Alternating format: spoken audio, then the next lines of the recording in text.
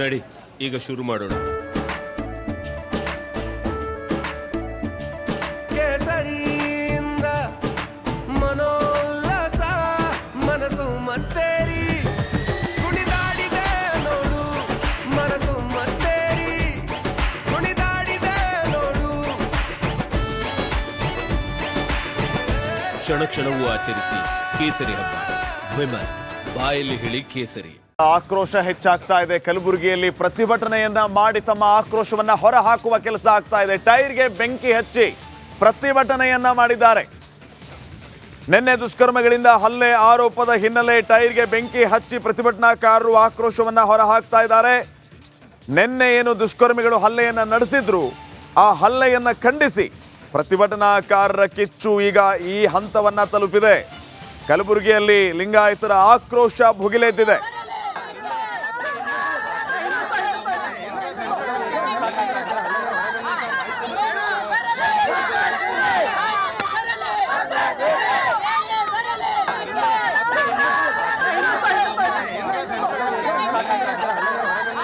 ನೋಡಿ, ದೃಶ್ಯಗಳಲ್ಲಿ ತಾವು ಗಮನಿಸ್ತಾ ಇದ್ದೀರಿ, ಅಂಬೇಡ್ಕರ್ ಪ್ರತಿಮೆಗೆ ಅಪಮಾನ ಆರೋಪದ ವಿಚಾರಕ್ಕೆ ಸಂಬಂಧಪಟ್ಟಂತೆ ಪ್ರತಿಭಟನೆ ಯಾವ ಹಂತವನ್ನ ತಲುಪಿದೆ ಅಂತ ಸಂಸದ ಉಮೇಶ್ ಜಾಧವ್ ಕೂಡ ಪ್ರತಿಭಟನೆಯಲ್ಲಿ ಭಾಗಿಯಾಗಿದ್ರು. ಈ ರೀತಿಯ ಬಿಸಿಲಲ್ಲಿ ಪ್ರತಿಭಟನೆ ಮಾಡ್ತಾ ಇರೋದು, ಅಸ್ವಸ್ಥರು ಕೂಡ ಆದರವರು ಸೇರಿದಂತೆ ಏನೇ ಬೆಳವಣಿಗೆ ಆದರೂ ಕೂಡ, ಏನೇ ತೊಂದರೆ ಆದರೂ ಕೂಡ ಪ್ರತಿಭಟನೆಯಿಂದ ಯಾವುದೇ ಕಾರಣಕ್ಕೂ ಹಿಂದೆ ಸರಿಯುವುದಿಲ್ಲ. ಹಲ್ಲೆ ಮಾಡಿದಂತಹ ದುಷ್ಕರ್ಮಿಗಳ ವಿರುದ್ಧ ಕಠಿಣ ಕ್ರಮ ಕೈಗೊಳ್ಳಬೇಕು ಅಂತ ಆಗ್ರಹಿಸಿ ಪ್ರತಿಭಟನೆಯನ್ನ ಮಾಡ್ತಾ ಇದ್ದಾರೆ. ಟೈರ್ಗೆ ಬೆಂಕಿ ಹಚ್ಚಿ ಆಕ್ರೋಶವನ್ನ ಹೊರಹಾಕಿದ್ದಾರೆ. ಈ ಬಗ್ಗೆ ಇನ್ನಷ್ಟು ಮಾಹಿತಿಯನ್ನ ನೀಡ್ತಾರೆ ನಮ್ಮ ಕಲಬುರಗಿ ಪ್ರತಿನಿಧಿ ಓಂ ಪ್ರಕಾಶ್. ಈಗ ನೇರ ಸಂಪರ್ಕದಲ್ಲಿ ಓಂ ಪ್ರಕಾಶ್, ಗಮನಿಸ್ತಾ ಇದ್ದೀವಿ ಪ್ರತಿಭಟನೆಯ ತೀವ್ರತೆ, ಪ್ರತಿಭಟನೆಯ ಕಾವು ಕ್ಷಣದಿಂದ ಕ್ಷಣಕ್ಕೆ ಯಾವ ಹಂತವನ್ನ ಪಡಿತಾ ಇದೆ ಅಂತ. ಸಂಬಂಧಪಟ್ಟವರು ಇದ್ರ ಬಗ್ಗೆ ಏನು ಇಲ್ಲಿವರೆಗೂ ರಿಯಾಕ್ಟೇ ಮಾಡಿಲ್ವಾ? ಅಸಲಿಗೆ ಆಗಿದ್ದೇನು? ಈಗ ಪ್ರತಿಭಟನೆ ಮಾಡ್ತಾ ಇರುವಂತದ್ರ ಆಗ್ರಹ ಏನು?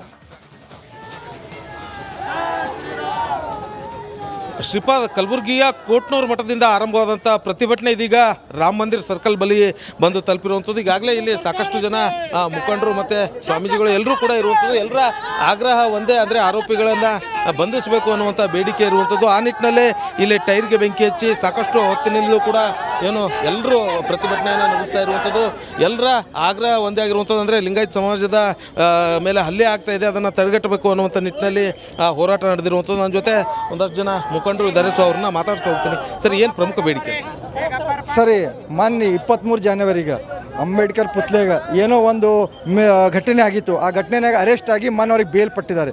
ಅವ್ರು ಬೇಲ್ ಪಟ್ಟಿ ಅವರು ಮನೆಗೆ ಬಂದಿದ್ದಿಲ್ಲ. ಬಟ್ ಇಲ್ಲಿನೂ ಒಂದು ದಿವ್ಸ 10-15 ಯುವಕರು ಬಂದು ಆ ಊರಾಗ, ಕೋಟ್ನೂರು ಊರಾಗ ಬಂದು ಅವ್ರಿಗೆ ಎಲ್ಲರಿಗೆ ಸಿಕ್ಕಾಪಟ್ಟಿ ಹೊಡೆದಾರ, ಅವಮಾನ ಮಾಡ್ಯಾರ. ಒಂದು 20 ಮೋಟ್ರ್ ಬೈಕ್ ಹೊಡೆದಾರ, ಒಂದು 5 ಕಾರ ಹೊಡೆದಾರ. ಅದರ ನಿಮಿತ್ತ ಇವತ್ತೊಂದು ದಿವಸ ನಾವೆಲ್ಲರೂ ಲಿಂಗಾಯತ್ ಸಮಾಜ ವತಿಲಿಂತ ನಾವು ಈ ಸ್ಟ್ರೈಕ್ ಹೊಂದ್ಕೊಂಡಿದ್ದೀವಿ ಅಂತ ಹೇಳಕ್ಕೆ ಬಯಸ್ತು. ಈ ಸ್ಟ್ರೈಕಿಗೆ ನಮ್ಮ ಅಪ್ಪುಗೌಡರು, ನಮ್ಮ ಉಮೇಶ್ ಜಾಧವ್ ಅವರು ಬಂದಿರು. ಉಮೇಶ್ ಜಾಧವ್ ಅವ್ರು ಬಂದಿರು. ಪೊಲೀಸ್ ಅವ್ರಿಗೆ ದಬ್ಬಾಳಿಕೆ ಮಾಡಿ ಅವ್ರಿಗೆ ಮ್ಯಾನ್ ಹ್ಯಾಂಡಲ್ ಮಾಡಿ ಸಲಕ ಉಮೇಶ್ ಜಾಧವ್ ಅವ್ರಿಗೆ ಸ್ವಲ್ಪ ಪ್ರಾಬ್ಲಮ್ ಆಗಿ ಬೇಹುಷ್ ಆಗಿದ್ದಾರೆ. ಈಗಾಗಲೇ ಅವ್ರಿಗೆ ಜಿಮ್ಸ್ ಹಾಸ್ಪಿಟಲ್ ಒಯ್ದಿದ್ದಾರೆ. ಈಗ ಜಿಲ್ಲಾಡಳಿತ ವತಿಯಿಂದ DC ಅವರು ಬಂದಿರು, ಕಮಿಷನರ್ ಹೋದ್ರು, ಏನು ಹೇಳಿದ್ರಂತೆ ನೋಡಿ? ಇಂತಹ ಘಟನೆಗಳು ಬರೀ ನಗರ ಪ್ರದೇಶಗಳಲ್ಲ, ಇಡೀ ಕಲಬುರಗಿ ಜಿಲ್ಲೆಯಲ್ಲಿ ಆವರಿಸ್ಕೊಂಡಿದ್ದಾವೆ. ಗುಂಡಾಗಿರಿ, ಜಾತಿ ಹೆಸರಿನಲ್ಲಿ ಗುಂಡಾಗಿರಿ ಮಾಡ್ತಾ ಇದ್ದಾರೆ. ನಮ್ಮವನೇ ಉಸ್ತುವಾರಿ ಸಚಿವ ಇದ್ದಾನೆ, ನಾವು ಏನು ಮಾಡಿದರೂ ನಡೆಯುತ್ತೆ ಅನ್ನುವಂತಹ ದರ್ಪದಿಂದ ಮೆರಿತಾ ಇರೋದ್ರಿಂದ ನೋಡಿ, ಜೈಲಿನಿಂದ ಬಿಡುಗಡೆ ಆದಂತಹ ಆರೋಪಿಗಳು ಮನೆಗೆ ಬರಬೇಕಾದ್ರೆ ಅದನ್ನೇ ಗಮನದಲ್ಲಿಟ್ಕೊಂಡು ಅವ್ರ ಮೇಲೆ ಮಾರಣಾಂತಿಕ ಹಲ್ಲೆ ಮಾಡಿದ್ದಾರೆ. ಇಲ್ಲಿ ಉಸ್ತುವಾರಿ ಸಚಿವರು ಹೇಳ್ತಾರೆ ಮಾರಲ್ ಪೊಲೀಸಿಂಗ್ ಸಹಿಸೋದಿಲ್ಲ ಅನ್ನುವಂಥ ಸ್ಟೇಟ್ಮೆಂಟ್ ಕೊಟ್ಟರು. ಇವತ್ತು ಮಾರಲಿಂಗ್ ಪೊಲೀಸ್ ಅವ್ರ ಶಿಷ್ಯರೇ ಮಾಡಿದ್ದಾರೆ, ಗೂಂಡಾಗಿರಿ ಮಾಡಿದ್ದಾರೆ. ಅವ್ರ ಮೇಲೆ ಯಾಕೆ ಆ್ಯಕ್ಷನ್ ತೊಗೊಳ್ತಾ ಇಲ್ಲ? ಯಾಕೆ ಇವತ್ತು ನಿಮ್ಮನ್ನೆಲ್ಲ ಕರೆಸಿ ಯಾವುದ್ಯಾವುದಕ್ಕೋ ಪ್ರೆಸ್ ಮೀಟ್ ಮಾಡ್ತಾರೆ? ದಿಲ್ಲಿಯಲ್ಲಿ ಆದ ಘಟನೆ ಬೆಂಗಳೂರಲ್ಲಿ ಆಗಿದ್ದು, ಇವತ್ತು ತಮ್ಮ ಸ್ವಕ್ಷೇತ್ರದಲ್ಲಿ ಅನ್ಯಾಯ ಆಗ್ತಾ ಇದೆ, ದೌರ್ಜನ್ಯ ನಡೀತಾ ಇದೆ. ಇವತ್ತಿಗೂ ತುಟಿ ಬಿಸ್ತಾ ಇಲ್ಲ ಅಂದರೆ ಇವ್ರಿಗೆ ಯಾವ ನೈತಿಕತೆ ಇದೆ ಉಸ್ತುವಾರಿ ಸಚಿವ ಸ್ಥಾನದಲ್ಲಿ ಮುಂದುವರಲಿಕ್ಕೆ? ಇದನ್ನು ನಾವು ಖಂಡಿಸ್ತಾ ಇದ್ದೀವಿ. ಯಾರು ಆ ಆರೋಪಿತರ ಮೇಲೆ ಹಲ್ಲೆ ಮಾಡಿದ್ದಾರೆ ಅವ್ರ ಮೇಲೆ 307 ಸೆಕ್ಷನ್ ಹಾಕಬೇಕು. ಆಸ್ತಿ ಪಾಸ್ತಿ ಹಾನಿ ಮಾಡಿದ್ದಾರೆ, ಬೆಂಕಿ ಹಚ್ಚಿದ್ದಾರೆ, ಕೂಡಲೇ ಅವರನ್ನು ಅರೆಸ್ಟ್ ಮಾಡಬೇಕು. ಅರೆಸ್ಟ್ ಮಾಡದೇ ಹೋದರೆ ನಾವು DC ಅವ್ರಿಗೆ ಹೇಳಿದ್ದೀವಿ, ಇಲ್ಲಿಯ ಶಾಸಕ ಅಲ್ಲಂಪ್ರಭು ಪಾಟೀಲ್ ಮನೆ ಎದುರುಗಡೆ ಉಗ್ರ ಪ್ರತಿಭಟನೆ ಮಾಡ್ತೀವಿ ಅನ್ನುವಂಥ ಎಚ್ಚರಿಕೆ ಕೊಟ್ಟಿದ್ದೀವಿ. ಅವರು ಆಶ್ವಾಸನೆ ಕೊಟ್ಟಿದ್ದಾರೆ, ಅರೆಸ್ಟ್ ಮಾಡ್ತೀವಿ ಅಂತ. ಈ ಗೌಡ್ರೆ, ಮುಂದಿನ ನಡೆ ಏನು ಅಂತ? ಈಗ ಇವತ್ತು ನಮ್ಮೆಲ್ಲರಿಗೂ ಕೂಡ ಜಿಲ್ಲೆಯ ಜನರಿಗೆ ತಲೆ ತಗ್ಗಿಸುವಂಥ ಕೃತ್ಯ ಇವತ್ತು ನಿನ್ನೆ ರಾತ್ರಿ ಘಟನೆ ನಡೆದಿದೆ. ಕೋಟ್ನೂರು ಗ್ರಾಮದಲ್ಲಿ ಸಾರ್ವಜನಿಕರು ಇವತ್ತು ಭಯಭೀತವಾದಂಥ ವಾತಾವರಣದಲ್ಲಿ ಇವತ್ತು ಜೀವನವನ್ನು ಸಾಗಿಸ್ತಾ ಇದ್ದಾರೆ.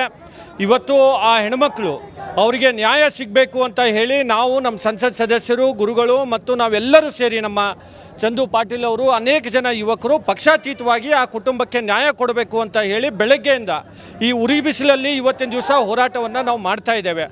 ಆದರೆ ಈ ಸರ್ಕಾರ ಮತ್ತು ಇಲ್ಲಿರುವಂಥ ನಾಯಕರ ಚರ್ಮ ಬಹಳ ದಪ್ಪ ಇದೆ.